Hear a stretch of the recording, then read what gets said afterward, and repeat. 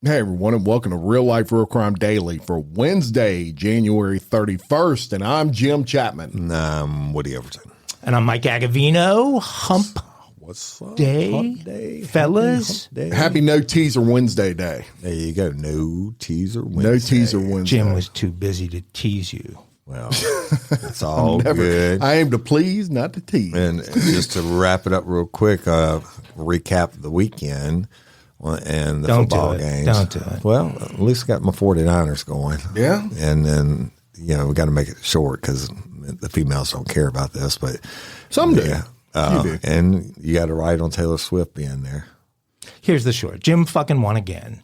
Yeah. I'm very tired of that. I'm very tired of that. I'm gonna roll all mine over in the Super Bowl if we're all. Yes, Taylor did fix the game. Woody gave me some beer the other day, so we're even. As we said, she would. Happy 22nd birthday to my son Jax today. Oh, Jaxie, happy birthday there, Jax. Happy birthday. Happy birthday. So he's an Aquarius? I guess that's what you are. It's close to mine's Aquarius, and mine's February 5th. So happy back to jail for Murdaugh, who lost his attempt for a retrial yesterday. Poor guy. Yeah, well, poor guy. He would never hurt Maggie or Pawpaw. Right, murdering piece of shit. And y'all, soldiers get killed every day, but it's unfortunate, right? But the attack on them this weekend, and where 3 of our U.S. service members got killed in Jordan. Hearts go out to, and prayers go out to their families and all those who serve and have died for our country, so we can sit here and do this, right? Amen. And I think all 3 were from the state of Georgia. That's right. Yeah. They were at least stationed in the state of Georgia. They were in the engineering battalion over there trying to help people, because that's what engineers do. They build the schools and the water systems and everything else, and they get murdered, because that's what you call it, murder. But anyway, we love and appreciate each and every one of y'all. Thank you for tuning in and listening. Please continue to like and share, and let's get down to some true crime time for Wednesday. And I'll tell you what, this first story, Woody, I don't even need to look at the paper to tell you about it. All right. I've been talking about this one all weekend. And it is with I guess you could call him the former owner of the WWE, Mr. Vince McMahon, who is in a lot of hot water right now, buddy. Do tell. On Thursday, a former WWE employee, Janelle Grant, sued Vince McMahon, the co-founder of what would become WWE and the executive chairman of the board for the TKO group. And y'all, if you're not familiar with TKO, they are a group. They are basically a subsidiary of a larger company that is owned by a lot of people in the film industry. Let's just put it that way. And TKO is the UFC and the WWE combined. Right. So you're talking a many billion-dollar company. But he has been accused of sexual assault and sex trafficking. WWE was named as a defendant in the lawsuit, which also accuses unnamed WWE corporate officers of knowing about the claims against Mr. McMahon.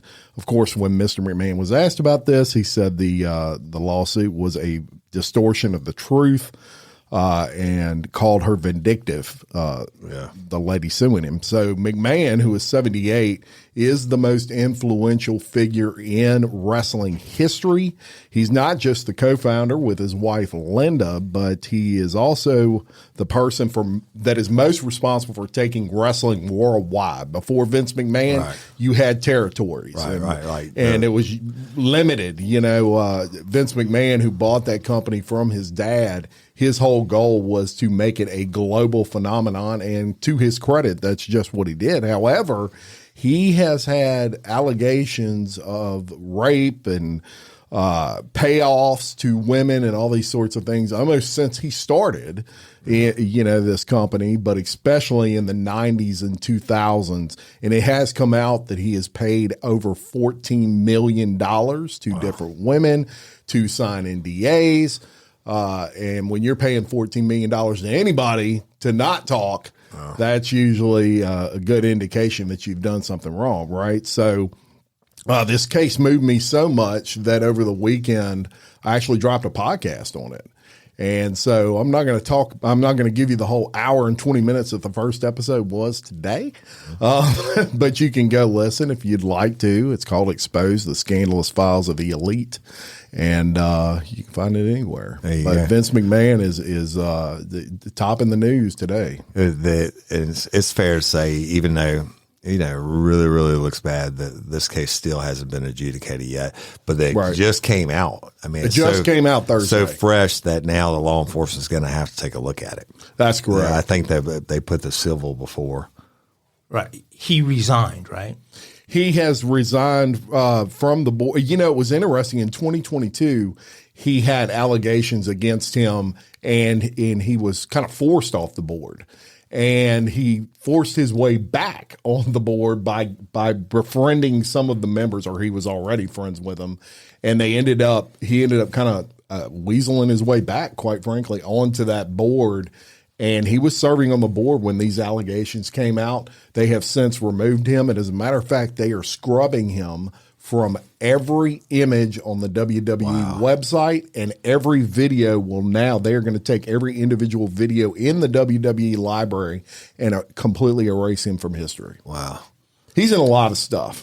Well, I mean, if they're doing that before he's admitted any guilt, before any sort of court has adjudicated anything, then I mean, they're pleading guilty by doing that. Yeah, they're certainly trying to save the brand and the image. It takes me back to Epstein, right? How powerful and rich you can be, it doesn't matter. In these days and time, stuff comes out. It will catch up with you eventually. It's not like it was 20 years ago. And we all know that the rich and the famous could get away with a lot. Like the Good Old Boy Network in the South, you could used to do things and cover for each other and stuff like that. Now you can't do that anymore. I can tell you, and I research for us a lot. I can tell you that the court documents, and they're available online. They're about 65 pages. I've went through every one of them, and if 1/10 of 1% of that court document were true, this is one of the sickest individuals you ever run into in your life. Yeah. What he did to this lady, if it ends up being true, right, is absolutely mind blowing. Yeah, it's horrible. And I agree with you on that. And it makes you wonder the 14 other million if the insurance companies just didn't pay it to avoid lawsuits. You don't just start out being, if I know it's allegations, if it's proven to be true, you don't just start out doing this kind of debauchery, right? Right. It's something that's been going on. That's for right. a long time. And with him, it's all coming out. Yeah. Well, and it would be pretty surprising overall if the WWE itself hasn't had lots of issues like this. And I mean, let's face it, you got so much testosterone running around that place, and with the wrestlers, absolutely. It's just like the NFL. I mean, over time, I've got clients in the NFL that some of them were totally false, and some of them were evidently true, and they paid people off and stuff. But it just seems with the fame and the money, people think they're untouchable. Absolutely. And, Mike, to your point, it has come out in the past with the wrestlers, and you're familiar with contracts. These wrestlers are considered their own entity. They're not a part, quote unquote, of the company. They are kind of almost a 1099 employee for the company. They're a contractor. Subcontractor. So that has always protected the WWE because, hey, he doesn't work for us. We're hiring him to do work, and it gives them somewhat of a protection. In this case, this is the owner, the head stockholder of WWE, so it puts them in a legal position that they've really never been in before. Right. Well, you said like horrible things, awful before, and I'll take a peek at the 65 Go pages. Listen to the podcast. Anything.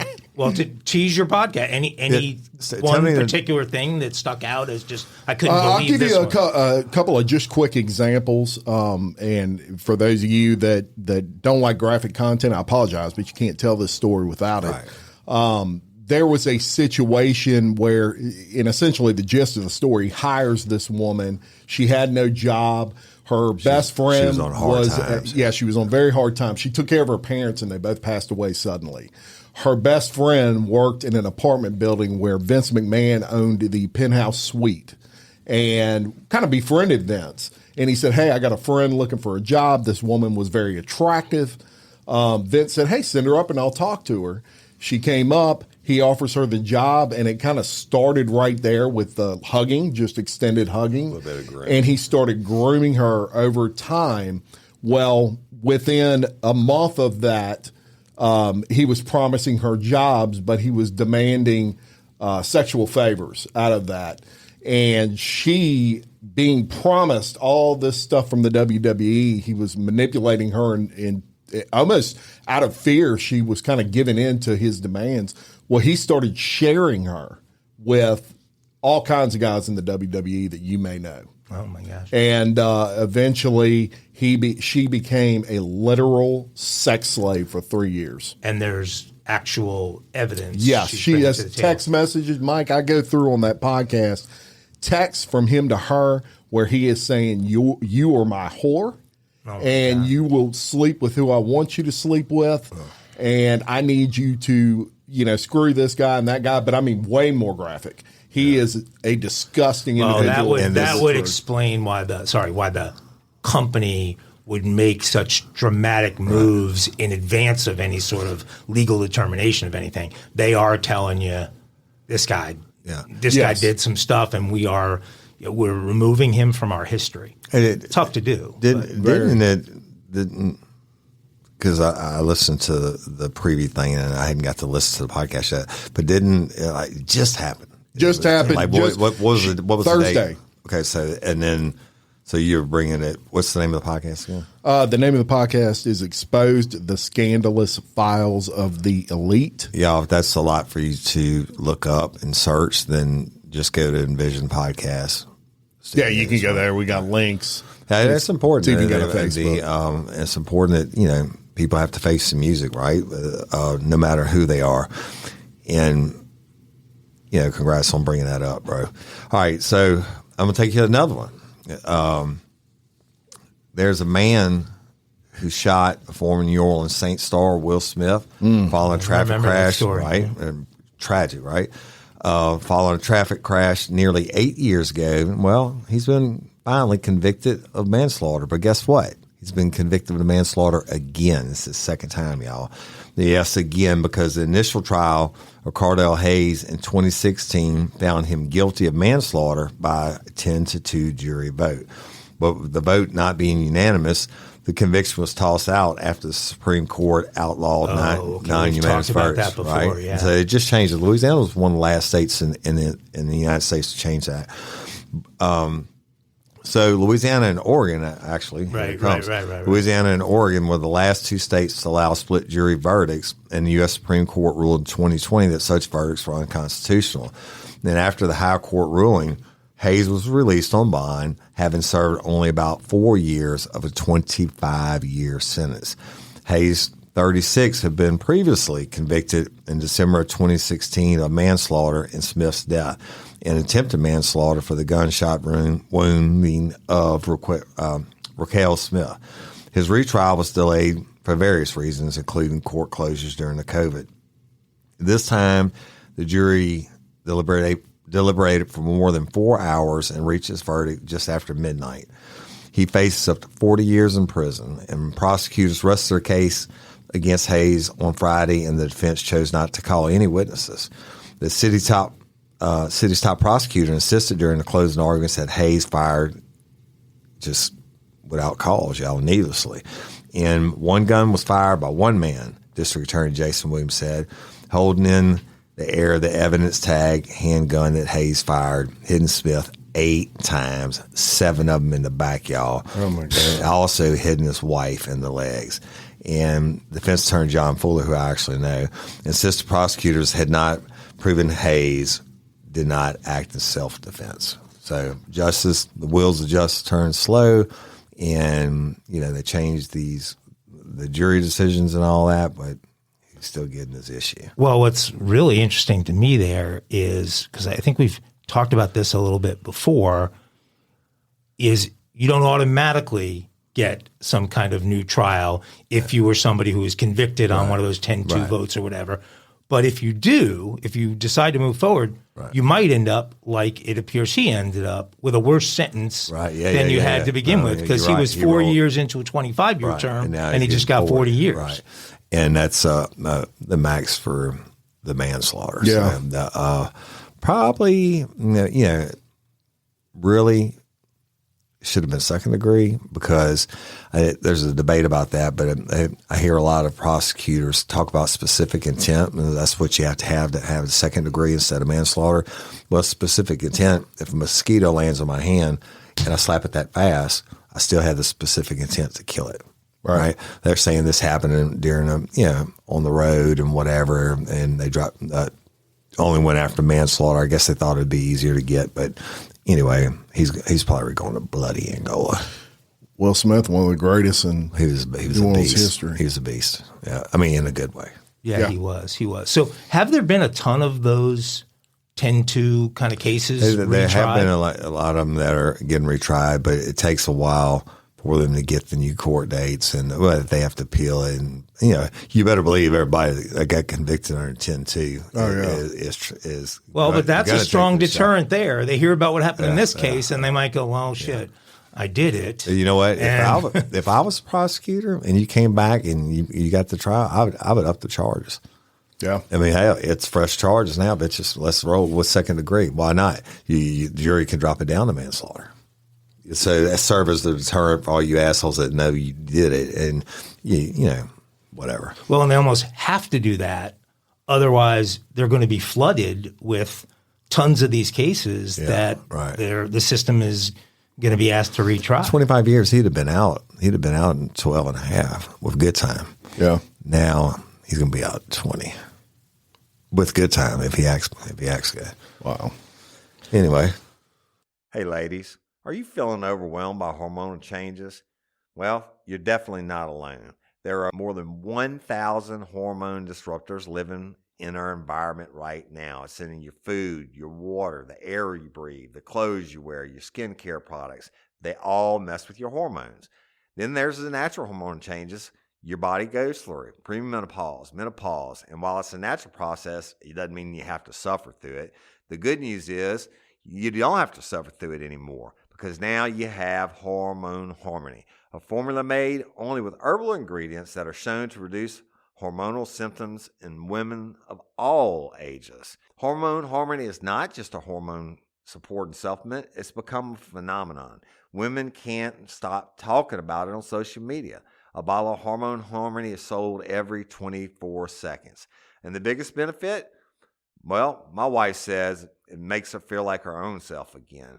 And that's what women mention over and over in the reviews. And there are over 30,000 reviews for Hormone Harmony. And for a limited time, you can get 15% off your entire first order at happymammoth.com. Just use code RLRC at checkout.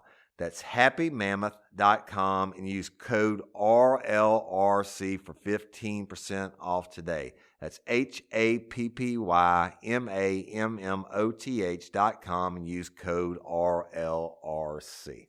Spark something uncommon this holiday with just the right gift from Uncommon Goods. The busy holiday season is here, and Uncommon Goods makes it less stressful with incredible hand-picked gifts for everyone on your list, all in one spot. Gifts to spark joy, wonder, delight, and that's exactly what I wanted feeling. Hey, y'all, I ordered a super cool piece. It's a candle with a sculpture of an LSU's Tiger Stadium on top of it.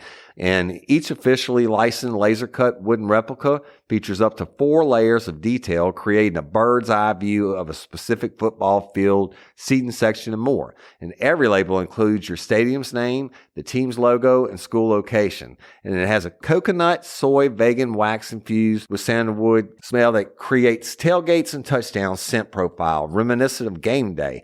It's invigorating like fresh cut grass and nostalgic like smoke from a pre-game grill, and calming like the crisp autumn air of a new semester on campus. Y'all, I love it. I have it at the base of my TV and I'm ready to watch the Tigers play on Saturday night, right? Uncommon Goods. Look, when you shop at Uncommon Goods, you're supporting artists and small independent businesses. And many of their handcrafted products are made in small batches. So shop now before they sell out this holiday season. Uncommon Goods looks for products that are high quality, unique, and often handmade or made in the U.S. They have the most meaningful, out of the ordinary gifts anywhere. They even have gifts you can personalize. From holiday hosts and hostess gift to the coolest finds for kids to hits for everyone from the book lovers to diehard sports fans. Uncommon Goods has something for everyone, not the same old selections you can just find anywhere. And with every purchase you make at Uncommon Goods, they give $1 to a nonprofit partner of your choice. They've donated more than $3 million to date. So to get 15% off your next gift, go to uncommongoods.com/RLRC. That's uncommongoods.com/RLRC for 15% off. Don't miss out on this limited time offer. Uncommon Goods, we're all out of the ordinary. Well, I'm going to take us back to Cali for an unbelievable story. Jeez. You and LL Cool J. What? Wait. Oh, what? We're not going to go to Cali. Oh, my God. Look at this. I can't believe you didn't play LL Cool J. This just dropped into my hands. So, folks, the Real Life, Real Crime Daily I-Team has a breaking news report. Let me see this thing. Oh, God. The Real Life, Real Crime Daily Board has just released an official memorandum announcing disciplinary action it is taking against Jim Chapman. I was hoping it was against you were going to announce Vince McMahon was coming. Wow, wait, let me see. Both Woody and I have been disciplined by the board, but Goody Two Shoes over here has never been even slapped on the wrist. So let me see. The Real Life Real Crime Daily Board of Directors, blah, blah, blah. The board opened an investigation into member Chapman's conduct after the board received hundreds of complaints from listeners that Chapman violated the rules of conduct surrounding, quote, segment integrity. The board's investigation exposed 14 separate violations of segment integrity committed by Chapman. The official statement says, quote, the Real Life Real Crime Daily Board has found that member Chapman willfully committed more than 13 segment integrity violations from December 15th, 2023 to January 26, 2024. Chapman's violations involved the malicious reporting of obvious dumb criminal stories during his regular show segments and thus purloining, that means stealing, folks, those stories from the member host responsible for the dumb criminal segment. The memo isolated numerous stories, such as a report on January 26th regarding bomb threats made by a TikTok influencer. All right, that's right. The board also noted that it had audited company Slack channel traffic and found 17 examples of other members sending Chapman potential Mile High segment stories, while Chapman did not have a single instance of sharing a dumb criminal story. I don't know what to say. I'm blown away by this, but obviously if hundreds of complaints have been filed, the board needed to react. I mean, you can't. It says a separate announcement will be made after the disciplinary committee meets to determine what actions they will take against Chapman. It ends with Real Life Real Crime Daily listeners can submit complaints and concerns regarding member conduct. They're going to fly through. To Real Life Real Crime. It's rlrcdboard@gmail.com. That's rlrcboard@gmail.com. This has been a Real Life Real Crime Daily I-Team special report. Jim, any response? Jim, no. Don't respond as your legal advisor. I'm going to tell you, don't respond, no, because we're going to call Guido and run a hitman and finish the board off. That's right. Wow. Well, I don't know that Guido's going to, do something. Serious accusations coming from the board. I'd like to assert my Fifth Amendment privilege. That's right. Well, there you go. There you have it. In an effort not to incriminate myself. There you go. Thank you. He didn't rant that. Oh, you don't have a story? No, I have a story. That was your story? Okay. No, that came in during. I can give my story, but I figured you'd want to take the minutes back away from me as you usually do. All right, we'll move on then, and we'll go to Texas. Texas, a big listenership we have out of Texas. And an employee of a Texas mall is recovering from facial fractures and a concussion after being beaten unconscious. Daniel Thomas, 38, and his 13-year-old son were attacked by a Central Mall employee by the name of Richard Huff on January 20th after officials said Huff asked the teen and one of his friends to leave due to their rowdy behavior. The teens were playing with a stroller when they were initially approached by a female security officer. Huff stepped in when the teens became verbally abusive towards the officer and asked them to leave. Thomas returned to the mall shortly after with his son and confronted Huff. Yeah. The pair struck Huff in unison, one striking him under the chin and the other in the face. How about that? 2 for 1, right? Knocking him on the ground unconscious. Guy got a 2-piece. Our investigation determined that Thomas hit the man in the face and knocked him unconscious. He then stood over the man and hit him at least 4 more times. That from the Texarkana Police Department. Huff suffered serious injuries, including a concussion, several broken orbital bones around his eyes, and was airlifted to Little Rock for his injuries and to save his eyesight. Thomas was arrested, obviously, for this January 24th for aggravated assault causing bodily injury, after turning himself into the Texarkana police. He was released after posting $150,000 bonds. Texarkana is about 180 miles northeast of Dallas. How about that? Well, you know that we did the episode on Willie Roberts, right? Yeah. And they got him in, that's where Donald Duck Short got him in Texarkana. That's right. And, you know, in this particular situation, and what's really upsetting about this is this was not a heated argument in the onset. The guy had left, and then he came back. Usually when you get away from the situation, even if you're pissed off, you know, you calm down and you go about your business. This guy came back, and now he's sitting in jail for it. Bad decisions. Bad decisions all the way around. But I'm going to tell you something. I've had my skull fractured, and that is not good shit. And he's got his eye sockets busted and everything else. Yeah. How did you fracture your skull? I can't talk about it. With a swim. Swim we'll talk about in a later episode. I have one other question for you guys. Scene, I can tell you that. Is there only Texarkana, Texas, or is there Texarkana, Arkansas as well? Is it just like a split in the middle of town? Split in the middle of town.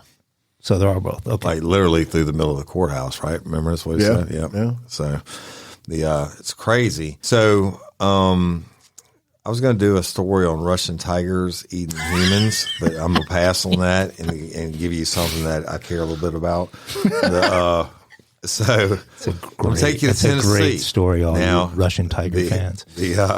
Take you to Tennessee, and I won't tell you about Swim, who's been making his own of this for probably 30 years. But a Tennessee man, and you very seldom hear about this, especially with the TV shows and everything. A Tennessee man was busted with a dozen jars containing bootleg alcohol after a tip led deputy discovered an illegal moonshine operation. This was on Monday. Investigators still have illegal moonshine operation. Right. Investigators responded to the tip and arrived at in Johnson City, where they conducted a premises check and spoke with 36-year-old Jeremy Steins. And Steins told deputies that the yard barn on the east end of the property had a seal and gave his verbal consent to have the structure searched. Deputies discovered liquor manufacturing equipment and 81 quarts of product. Yeah, that sells for about $100 a quart. 81 quarts of product, all of which were confiscated. Steins was cited for manufacturing alcohol beverages, possession of a still, and unlawful storage for liquor for sale. He is expected to appear in court in March. Tennessee law states that it is unlawful for any person to have possession or control of any still or other apparatus or part of a still or other apparatus used for making basically moonshine without a license. And it's they send them to prison for this, but I want to talk about this for a second. You can buy the stills online. And as long as you don't have any alcohol remaining in the still, because you can use it as a water purifier or to essential oils or whatever, right? So Swim, when every time he get done making his shine, he'd put his still in like 5 different places because it would come apart. And I do not think there's anything wrong. But I mean, you can, some states you can grow your own legal marijuana now up to a certain amount and stuff like that. But still the federal government wants their taxes on moonshine. I absolutely agree with you. It's interesting that I could see that in the days of Prohibition, right? When there was no hard alcohol, but that would be like saying you can't grow grapes because you can turn grapes into wine. Well, but now that you can buy moonshine in any store, the only difference is they want that tax on it, right? Too. And they go to the Smoky Mountains, go to Gatlinburg, whatever. They got all the different moonshine, distillers that you can go in and try all the different stuff, and you end up getting drunk on all the samples and going home with a suitcase full of moonshine. All right. But what I'm going to talk about this is too. I've been watching Moonshiners since it's like 13 seasons. Oh, that's very true. And you're the one. I'm the one that watched it. Yeah. And I always wonder how these some bitches get away with it when they're on national TV. Right? I mean, literally, they're showing themselves making alcohol and everything else, but sometimes they almost get caught, but none of them have ever been arrested for it. Yeah. Well, I'm sure they have a deal with. Yeah, got to have something. Got to be giving the sheriff a little taste. Taste. But Swim has one jar of apple pie a la mode that's been aging for legit. 17 years. Really? With Mexican vanilla. Bro, that's good. That's one of my favorites. Apple pie is one of my favorites. The thing is, you run through a reflex steel, not a regular steel, which the reflex steel can be used as a regular steel, but it strips it out. There's no corn involved in it. You go off your mash, and the sugar gets turned into alcohol, and when you run it, it comes out like at 190 proof. Now you got to get rid of them 4 shots. That's just the methanol and shit that'll make you blind. But that's Swim saves it to light his barbecue pits and fires with because it's like jet fuel. But then you get into the meat of it, and you take that and you strip it down, or you break it down. Like if you like Skittles, what's your favorite Skittle flavor? Probably cherry. So Swim would get a big ass bag of Skittles and pick out all the cherries. And then put it in some of that, and what it does with a coffee filter on it, it gets all the flavor of the cherry to get down, and all the binder, the sugar stays on top. And you take that and you run it in with shine, and then you get to drink your strawberry or cherry. There you go. Okay, so try it. I'm so far out of my depth here, but I only tried moonshine once in college, and I thought I was going to die. Yeah. There's a difference. Is there stuff that actually tastes oh my good? God. Oh my God. Well, they got flavor. And you can make any flavor you want. And if you do it correctly, like Swim has artesian spring water at his places, not city water, but the chemicals and shit. And it's all about the water and the process. And hell, it's like processing deer meat. You take your time, and it's a whole day process. And guess what? Then it's a party. And it's perfectly legal if you're doing it for yourself, right? No. Why is you can't. Why is weed and all that shit legal if you do it for yourself in certain states? But it is not legal even to do it for yourself. But listen to this. I have never, in over 30 years in law enforcement, affiliated with law enforcement in the state of Louisiana, never heard of not one moonshine still being busted. Yeah, they don't really enforce it. That would be if you were doing something else and they needed to bring you in, and that was the only thing they could pin on you at the time. Right. If you're a serial killer, but you happen to have a moonshine. There's good and there's bad, and you can get any flavor that you like. But if it's done correctly with the right ingredients, no hangover. Wow. Anyway, thank y'all. That was a little bit different. Major education. Sorry, Tigers. Russian Tiger. I have read that Russian Tiger story, and I know that Putin is behind there you go. What's happening with those tigers, which are the biggest tigers on planet Earth, and they've killed a bunch of people. Well, you know what? If Putin had Putin's been behind drinking it? some of Swim's Or they're just apple tigers. pie They're a la just being mode- tigers. apple pie a la mode moonshine. This was a species of tiger that was endangered that he protected, and then now there's a huge population of them, and they're eating people. Well, Yeah. One of my favorite animals. the tiger. Putin needs to We can drink. probably get Amazing. you want. Would you Amazing like animals. one? Putin You can needs- probably get one. Putin out needs of, to drink some good moonshine. And he's stay in the wild. Okay. Wow. Tough transitions here. Let's go to California, where a Cali girl has been sentenced with probation and community service after stabbing her boyfriend 108 times. I've never heard of that many overkill. stabs. Ever. Did he die? 108. Yeah. He's Yeah, no I longer mean, with like, us. Pincushion. how the hell could you not die from 108? That was a stupid question. So it does kind of give you some insight into what might be some of California's problems with lawlessness right now. I think the word's called deterrence. 108 times. Yeah. So we know nonviolent crime has exploded across California and many major cities in the U.S. Since police departments were defunded, downsized, and demoralized. But it's one thing to not prosecute jaywalkers, but a whole nother thing to let violent criminals walk. Last week, a California court decided to punish a woman who murdered her boyfriend by stabbing him 108 times. That's right, 108 times with probation and community service. In fact, I just can't comprehend that. The judge should have stepped up and said whatever and given them that. No. It's the judge that did this. This is fucked It's up. the judge that did. In fact, she received 100 hours of community service. That's less than 1 hour of community service Per stab. Yeah. Yeah. Think about that. What kind of community service is that bitch going to Okay, be so doing? this is because Library book. the court decided that the woman had suffered, quote, a cannabis-induced psychotic break. No such. Whatever. Yeah. In my day, a cannabis-induced psychotic break meant a trip to Taco Bell where I severely Get the 12 overrode pack, it, right? yeah. But things were a bit different today. This happened in Ventura County. So this is not L.A. County, and I wouldn't think of Ventura County to be a judge in Ventura to be capable of this. But Ventura County judge presiding over the case ruled 33-year-old audiologist Bryn Spetcher had fallen into a marijuana-fueled psychosis and, quote, had no control over her actions when she stabbed 26-year-old Chad O'Melia 108 times back in 2018. According to the Ventura County DA, quote, both took several hits from a bong loaded with marijuana.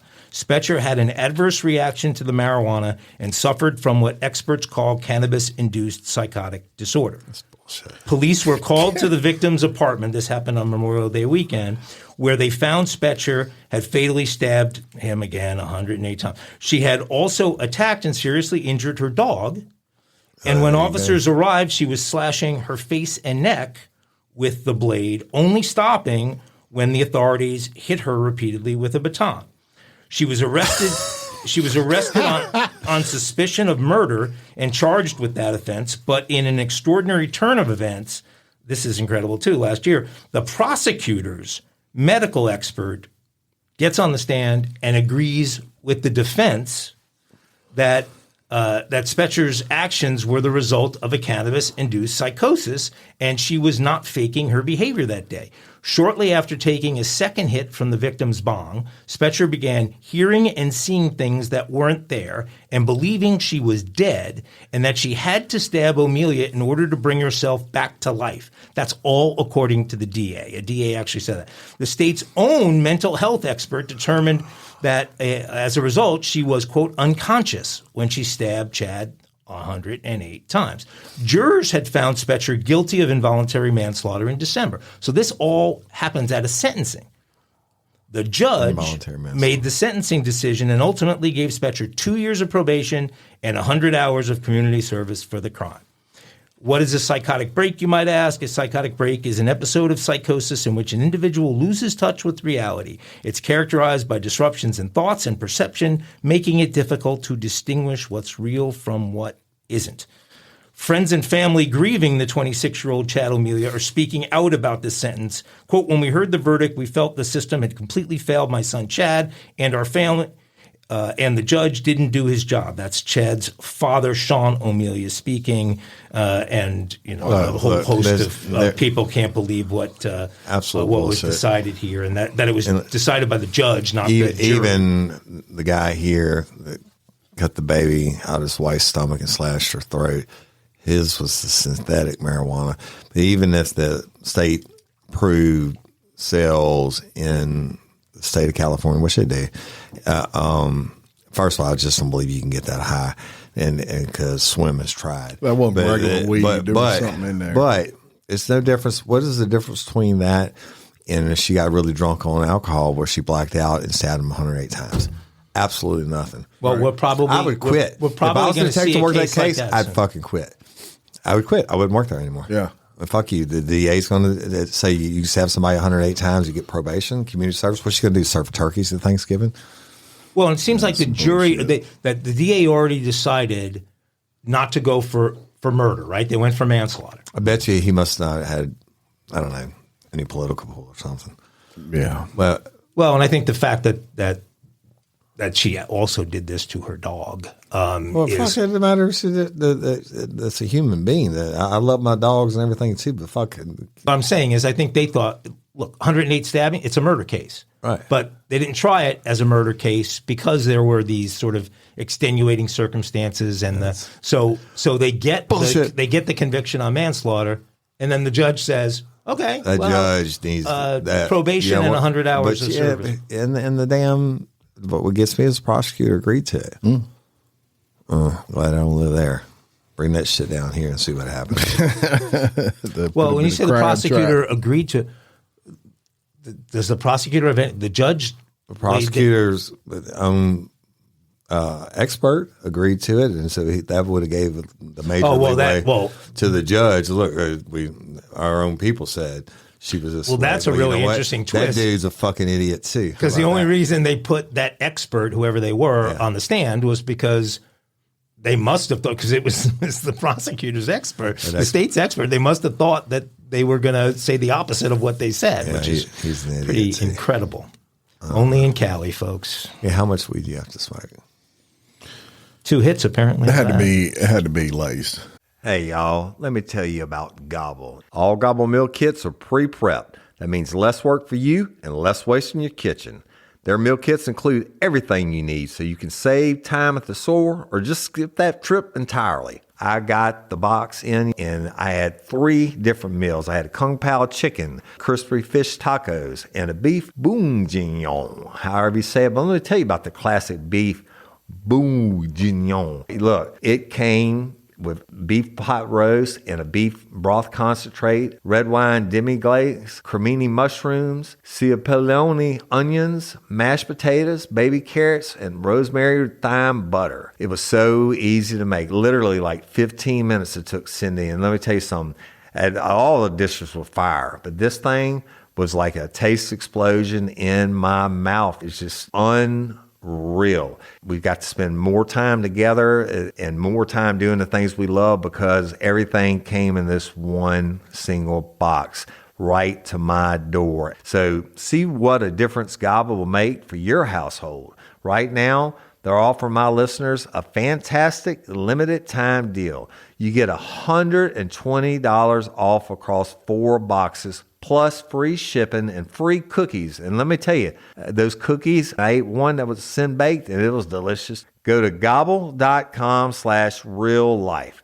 That's GOBBLE.com/real life for $120 off your first 4 boxes. This offer is not available on the home site, so don't miss out. This is genius. It's taste explosions in your mouth like you never had. That's all. Oh, yeah, absolutely. Had to be. All right, Mile High Crime time. And we're going to tell you about a man who was arrested after he defiantly stormed out of an airplane's emergency exit and walked onto the wing after a 4-hour delay at the Mexico City airport. But before you're like, what the heck? All the other passengers on that plane say he saved their lives. Really?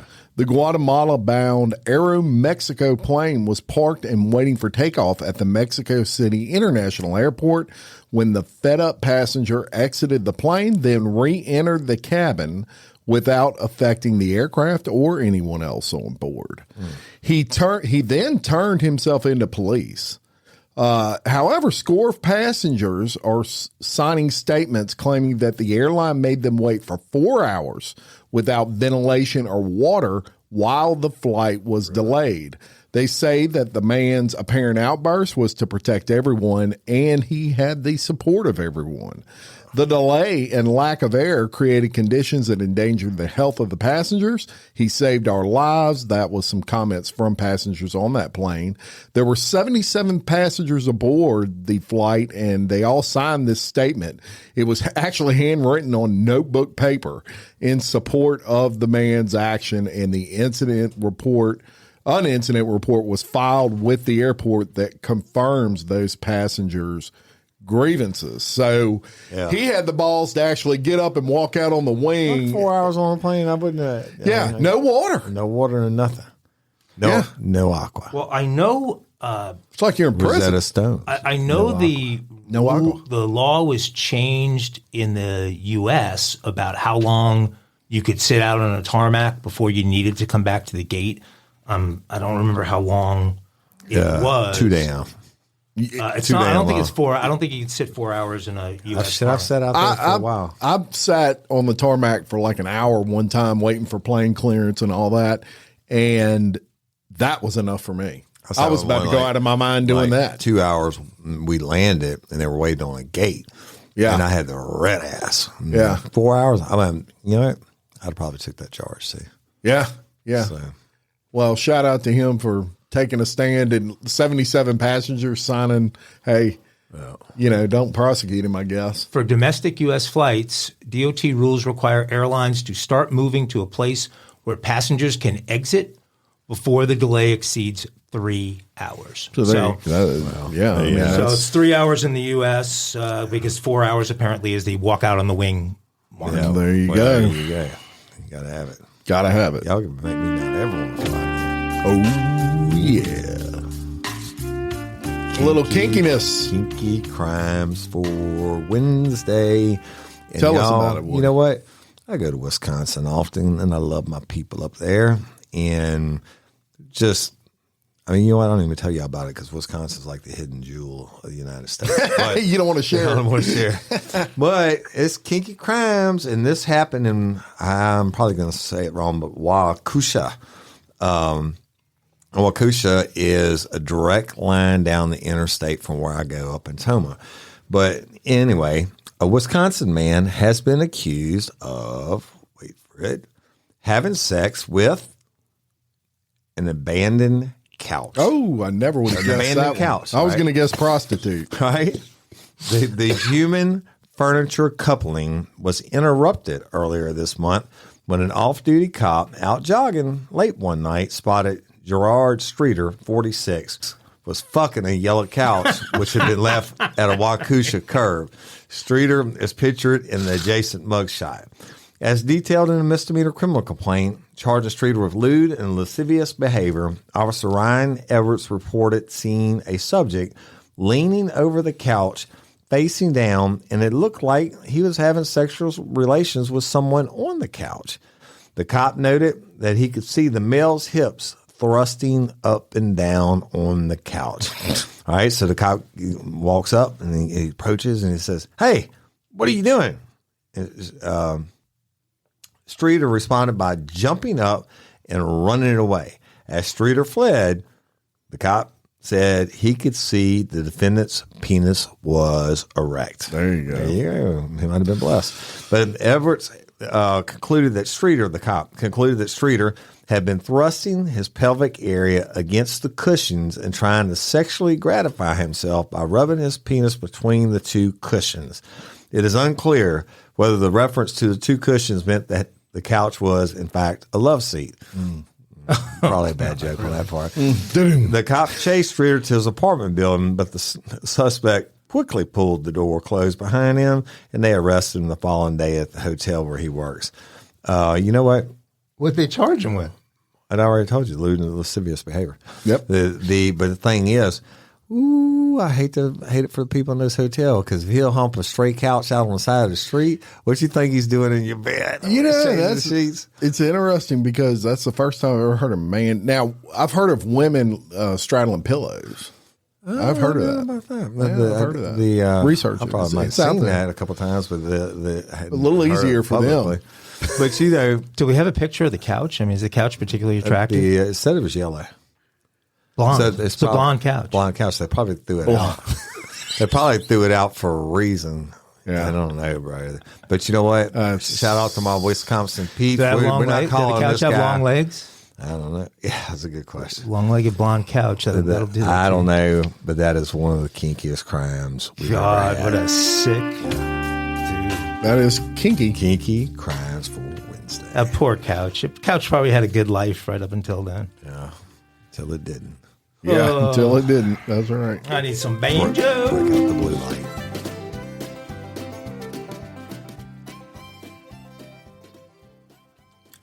We're going to go. I don't think we've ever gone to Toledo, Ohio.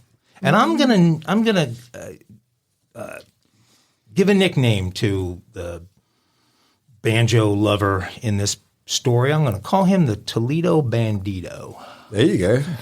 Give him a dime and made a rhyme. Yeah. Can either of you guys tell me the famous transvestite sitcom character who was supposed to be from Toledo? MASH. I know it. Klinger. I was going to make a joke. He's hot. He's winning every freaking bet. We need to do something I was going to joke about and say something stupid. Klinger from MASH. Very good, Jim. Very good. Investigators said Todd Wahlberg, a 21-year-old from Sylvania, related to Mark Wahlberg, broke into Wahlburgers a burger chain. Yeah, right there was pretty good. Broke into a Taco Bell restaurant by breaking a window and climbing through the drive-thru at 2:45 a.m. on Friday night. Shit, that must have just closed. Surveillance video from Friday night shows Wahlberg using the restaurant's fryers to cook meat he stole out of a refrigerator, along with tortillas, lettuce, tomato, and cheese. Shit, that's a pretty good idea. Wahlberg prepared himself an entire meal and then sat down on the floor in the back of the restaurant to enjoy his delicious preparation. Video shows Wahlberg beginning to yawn as he gets about halfway through his second Wahlberg Bel Grande. He's not quite finished when he takes a long draw from the straw of his tasty fountain beverage and then suddenly passes out. Wahlberg wakes up at about 6:30 and has plenty of time to make it out of there before the first crew shows up. About 45 minutes later, the restaurant manager shows up and immediately notices that there is broken glass and at the drive-thru window and that the fryer has been used. So he calls police. The police get there, and together they explore the store's surveillance footage. That's when they see him. The cop says to the manager, "Do you recognize him? Do you recognize this guy?" The manager replies, "Yes, unfortunately, that's my younger brother, Todd. Oh, my God. I had to fire him last week for stealing food." There you go. Todd was still feeling the effects of a late night out when his brother Tim and Officer Manning walked into his bedroom and woke him. As he rolled over, opened his eyes, and began to focus, he saw his brother and then standing next to him, a Toledo PD officer. And then he began to hear the sound of banjos playing in the distance. That's pretty dope. They didn't have an alarm system on it? I guess not. He might have known the code. Oh. Because he just worked there. He busted Maybe through they the change it. drive-through one day. And he knew how to rustle up some fine victuals. So Right. If I was going to break into somewhere, a fast Toledo food Bandito. restaurant late at night, it would be Taco Bell. Yeah, that's a good one. But I mean, most Taco Bells are open at that time. Right. At 2:30? Hell yeah. yeah. Someone's passed out in the Some Taco of the Bell best. line before. That's, Some of the best eating. That's That and Waffle Ohio House law. after a night out. Yes, indeed. Yeah. The line would be around the building with a bunch of drunk fools. Do they never close? A lot of them never 24 hours? I don't know. They serve breakfast in now, but I think they probably close at some point. Yep. All right, Woody Overton, any final thoughts? Well, I would like to say we love y'all, and y'all go give Tell me the name again, Jim. Exposed. I know I'm bad with names. The Scandalous Files of the Elite. Give it a listen, like and review. But thank you, and give us a like and a review. Absolutely. And we love and appreciate each and every one of y'all. And Jim, we got to have a meeting about taking the board out. Yeah. By the way, I just noticed that our little show, has been downloaded more than 14 million times by these people on the other end of these speakers. Yeah, so you know what? Let's talk about that for just 1 second. Thank you. That's a lot. 14. Yeah, 14 million is a lot. That's y'all are blessing us. And we make $5 for every one of those. So that's what? That's 70 million? Yeah. But well, we have to give credit to the original though, and all of the shit it's been a blessing. It's been a great ride. Right. This concludes 1 year and 1 month. Yeah. Today on Wednesday concludes 1 year and 1 month. We've been doing this. It's been a hell of a ride. We had a lot of growing pains with the board and all that bullshit and. The board. Bureaucracies. Ridiculous bureaucracies. We had to go public. Right. Jim's feeling awfully loose and confident about it. I mean, it was no picnic good. when I went up for my disciplinary charges. Yeah. So Well, I was banned for a couple weeks. At least. Yeah. Yeah, a couple weeks. Guess what? Sure I'm pretty sure I'm going to get banned again. Yeah. who's going to work the board if he gets banned? We have to figure something out. I don't know. You're right. I don't even. We might actually have to are. support him with the board on this. I might have to have his back on this. Calling Guido. I'm running the hitman. Not worried about it. All right. Stay tuned, folks. I'm sure we'll have more breaking news on that. All right. Until next time, I'm Jim Chapman. I'm Woody Overton. And I'm Mike Agavino. Your host of Real Life, Real Crime Daily. Peace. Congrats.